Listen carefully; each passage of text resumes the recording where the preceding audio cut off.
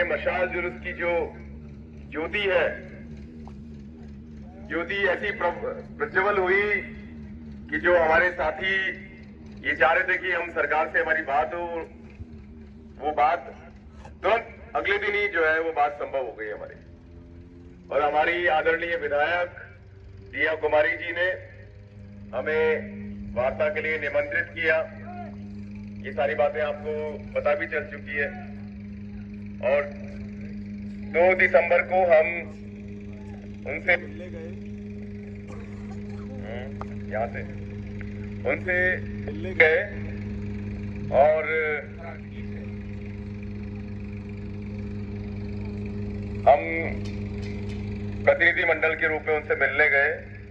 और मिलने के बाद जब हमारी उनसे वार्ता हुई तो शुरुआत में तो उन्होंने, ये कुमारी जी ने सबसे पहले मेरी तरफ मुखातिब होकर ही पूछा कि बताइए यहाँ क्या मामला है क्या नहीं है।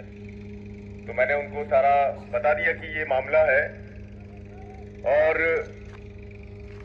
फिर उन्होंने पूछा कि आपकी तरफ से क्या समाधान है, तो हमने समाधान भी उनको बता दिया। हमने बता दिया कि भाई इस तरीके से ये पुराने कानून से आपने ली है, पुराना कानून में खामियां थी, नया कानून बन गया। नए कानून में और पुराने कानून में केवल 6 महीने का अंतर था। तो आप चाहें तो पुराने कानून से निरस्त कर सकते हैं और नए कानून से वापसी कर सकते हैं। उसमें सरकार का भी पक्ष मजबूत रहेगा और हमारा पक्ष भी हमारी जगह मजबूत रहेगा। उन्होंने कहा नहीं कुछ और दूसरा तरीका बताओ। तो हमने दूसरा तरीका बता दिया कि सरकार ने ही नियम बनाया है, भारतीय जनता पार्टी की सरकार ने कानून बनाया है कि लैंड फॉर लैंड, मतलब जमीन के बदले जमीन देने का एक कानून बनाया है जिसमें कि अधिकतम 55% विकसित भूमि किसान को दी जाएगी। तो हमने कहा हमारे इस वापसी को इस कानून में लेके आ जाइए आप, और आप हमें 55% मत दीजिए, आप हमें 45% दे दीजिए, 40% दे दीजिए, हम उसमें भी राजी रहेंगे। उन्होंने कहा ये भी संभव नहीं है, ये भी नहीं हो सकता। तो हमने कहा कि भाई क्यों संभव नहीं हो सकता, ये तो लोकतंत्र है, लोकतंत्र में तो सब संभव हो सकता है। लोकतंत्र में जो सरकार है वो अपनी जनता की सुनवाई करती है और जनता की सुनवाई करने के बाद जनता को उसके मुताबिक जो समस्या है उनका समाधान करती है और उसके बाद वो जो है काम करती है। तो हम लगातार सरकार से बात कर रहे हैं, सरकार के सामने हम अपनी मांग रख रहे हैं और हमारा आंदोलन बहुत शांतिपूर्ण तरीके से, लोकतांत्रिक तरीके से हमारा आंदोलन भी चल रहा है। तो हमने कहा कि लोकतंत्र में संभव नहीं है तो क्या राजतंत्र में संभव होगा? ये आपको हमारी बात समझनी भी चाहिए और आपको इसका समाधान भी निकालना चाहिए। तो फिर दिया कुमारी जी ने मेरी तरफ मुखातिब होते हुए कहा कि भाई आप तो वहां रहते नहीं हो। मैंने कहा हाँ मैं वहां नहीं रहता हूं। बोला आपकी जमीन है वहां? मैंने कहा नहीं मेरी जमीन पे नहीं है। तो बोले फिर आप क्यों बोल रहे हो? आप क्यों बोल रहे हो? किसानों को बोलने दो, क्यों नेतागिरी कर रहे हो?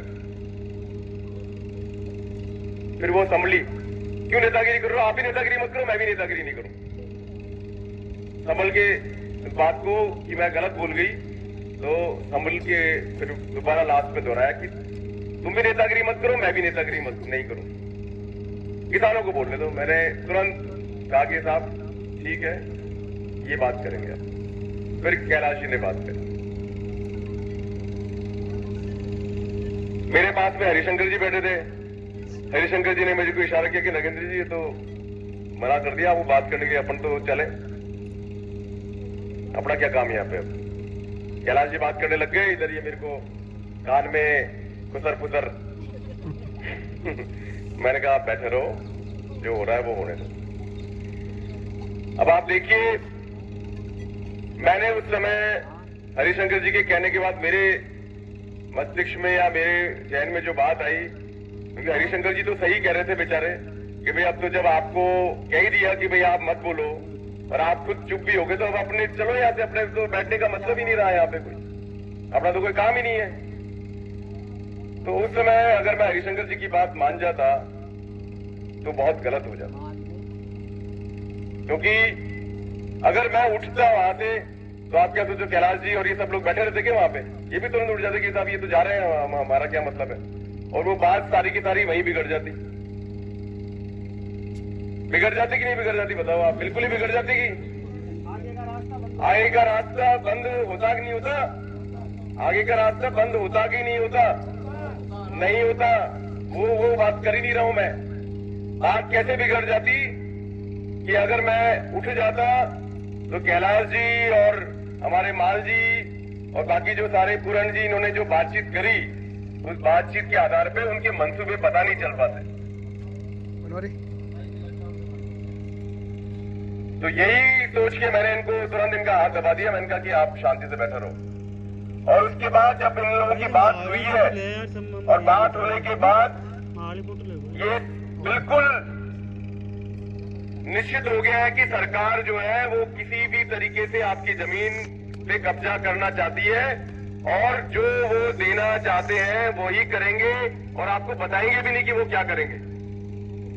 कैलाश जी ने सारी बातें कर ली, लीज मनी की भी बात कर ली कैलाश जी ने कि साहब लीज मनी तो माफ करो, मतलब लीज मनी तो माफ करो। तो उन्होंने लीज मनी के लिए भी कहा कि हम बात करके बताएंगे तुमको।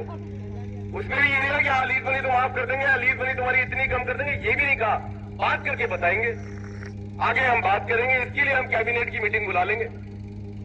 लेकिन तुम्हारी जमीन में जो तुम मांगना चाहते हो, जो तुम्हारी जमीन को हम कब्जा कर रहे हैं, वो हम नहीं करने वाले।